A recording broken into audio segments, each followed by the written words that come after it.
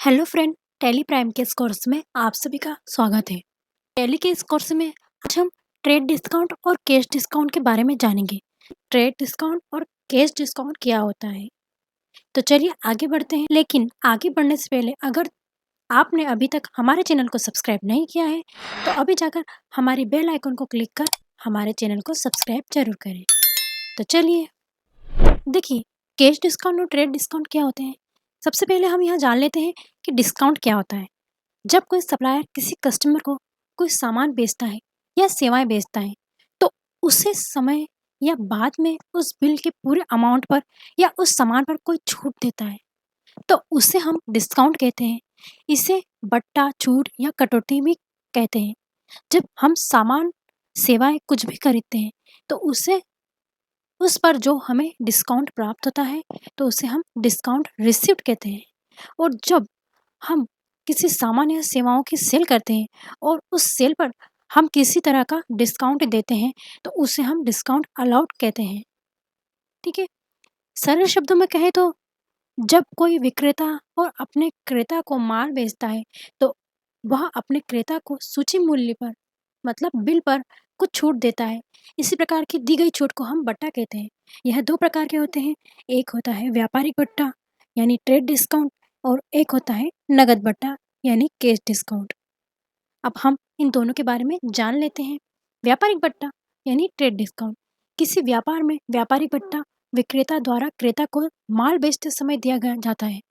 इसका मुख्य उद्देश्य अपने व्यापार के विक्रय यानी सेल्स को बढ़ाना होता है।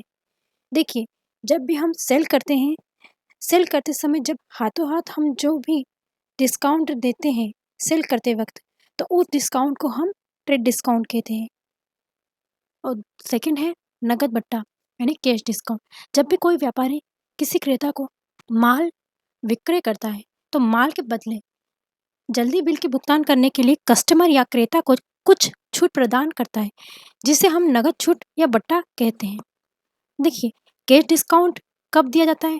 जब हमें किसी भी क्रेडिटर से जिससे हम माल खरीदे या फिर डेटर से जिसको भी हम माल बेच रहे हैं डेटर को उससे जल्दी पेमेंट कराना यानी आपकी ड्यू डेट से पहले अगर हमें पेमेंट का भुगतान कराना हो तो उसके लिए हम कैश डिस्काउंट देते हैं।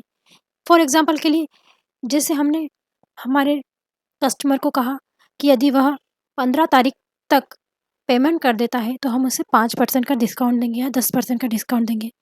तो इस तरह का जो डिस्काउंट दिया जाता है उसको हम कैश डिस्काउंट कहते हैं। इसका मुख्य कारण यही होता है कि विक्रेता द्वारा क्रेता मतलब कस्टमर को बिल की तारीख से पहले भुगतान प्राप्त कराना ही इसका मुख्य कारण होता है। इस डिस्काउंट के कारण कस्टमर या क्रेता जल्दी से बिल का भुगतान कर देता है। तो चलिए, हमने यहाँ तो जान लिया है कि ट्रेड डिस्काउंट और कैश डिस्काउंट क्या होता है। अब इनकी एंट्री करना सीख लेते हैं। सबसे पहले हम क्या करते हैं, वाउचर्स पर जाते हैं और वाउचर्स पर जाने के बाद हम F9 क्लिक करते हैं। ठीक है, हम एक एंट्री कर लेते हैं। सबसे पहले हम कैश डिस्काउंट की एंट्री कर लेते हैं। देखिए, हम एक एंट्री कर रहे हैं, न्यू लेजर क्रिएट करना होगा, एक डिस्काउंट रिसीव का और एक डिस्काउंट अलाउ का। जब भी हमें परचेस पे डिस्काउंट प्राप्त होगा तो उसमें हम डिस्काउंट रिसीव लेजर को यहाँ पर ऐड करना होगा और जब हम सेल पर डिस्काउंट देंगे तब हमें डिस्काउंट अलाउड का लेजर ऐड करना होगा। ठीक है। डिस्काउंट रिसीव्ड का जो लेजर बनाएंगे हम वह इनडायरेक्ट इनकम के अंतर्गत आएगा क्योंकि वह हमें डिस्काउंट प्राप्त हो रहा है। सेटिंग करके डिस्काउंट का ऑप्शन लाना होगा। सेटिंग करने के लिए हम F11 पर जाएंगे। हम बैक करके F11 पर जाते हैं और फिर यहाँ पर शो मोर ऑप्शंस पर फीचर्स पर यस करते हैं और फिर यहाँ पर हमें नीचे use discount column in invoice वाले ऑप्शंस को यस करना है और यहाँ पर कंट्रोल ए करके एक्सेप्ट करिए। यहाँ नेम ऑफ आइटम में हमें यहाँ डिस्काउंट वाला ऑप्शन दिख रहा है। हमने क्या सेल किया था, यहाँ पर मॉनिटर के मिताशी मॉनिटर के 2 पीस हमने सेल किया है।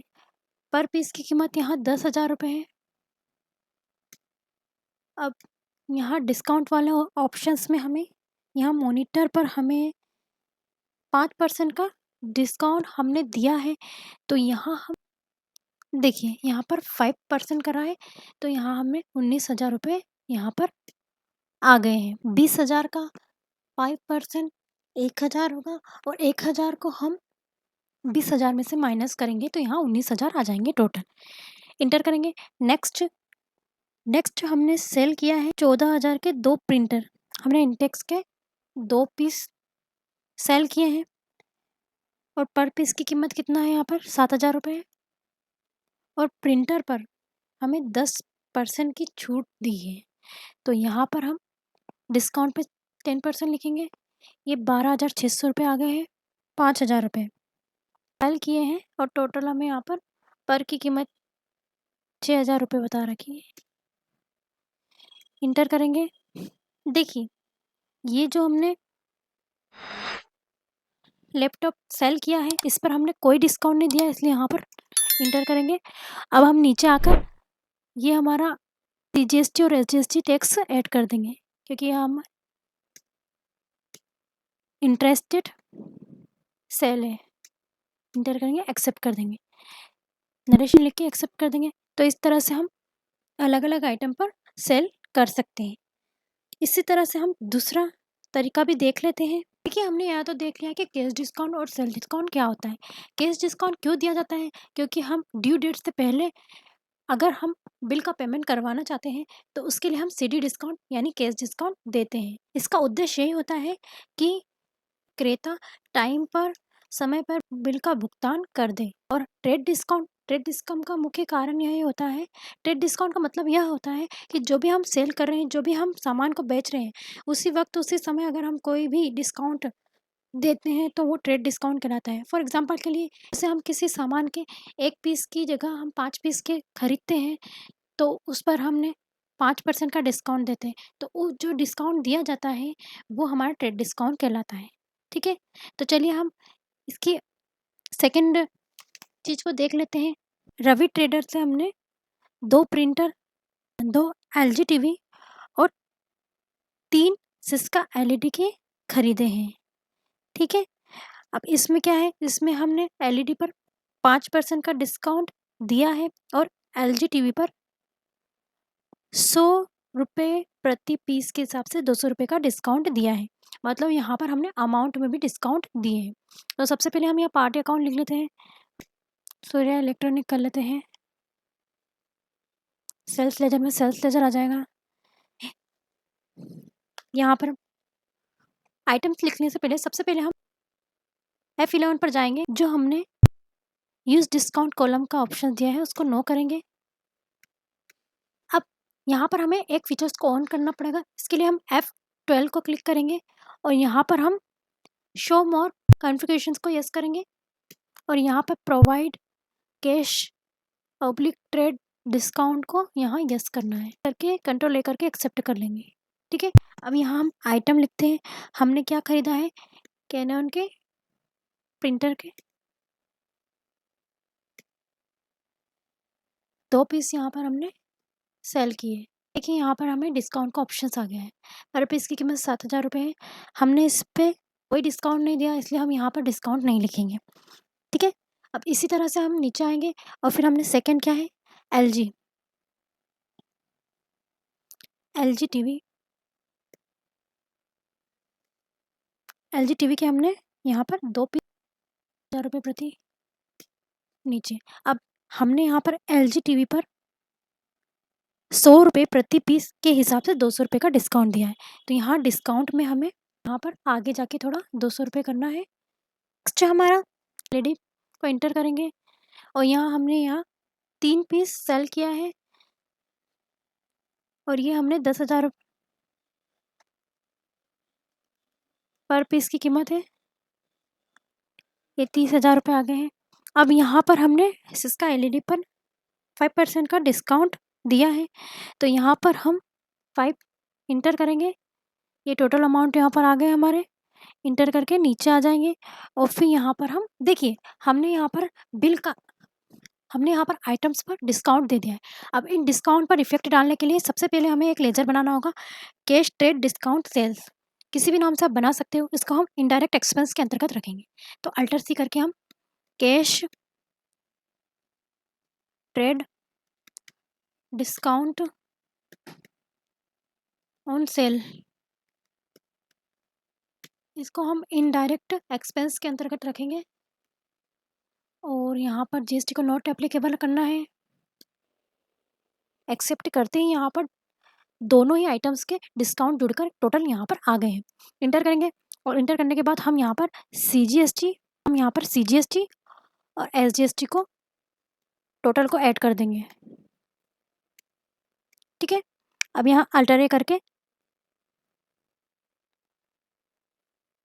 यहाँ टैक्स एनालिसिस को देख लेंगे कि कितना टैक्स है। देखिए यहाँ माइनस करके हमको डिस्काउंट दिया गया है कि सिस्का एलईडी पर, एलजी लैपटॉप पर, हमारे कैनन प्रिंटर पर कितना डिस्काउंट हमने दिया है। ठीक है, स्केप करके बाहर आते हैं और इसको इंटर करके अब हम जो हमने लास्ट एग्जाम्पल जो देखा था हमने उसी के आधार पर हम एंट्री को कर देते हैं। हम यहाँ पर प्रति आइटम पर डिस्काउंट ना लगाते हुए हम पूरे बिल पर डिस्काउंट लगाना सीखेंगे। तो चलिए हम देख लेते हैं। इंटर करेंगे यहाँ पर, सेल्स लेजर में सेल्स आ जाएगा, आइटम्स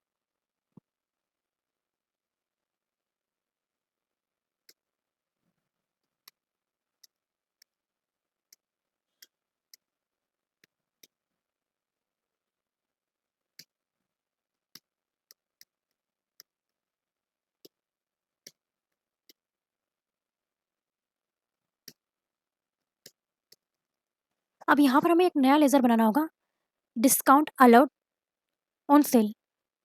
अब डिस्काउंट अलाउड ऑन सेल नाम से एक हम लेजर बना रहे हैं।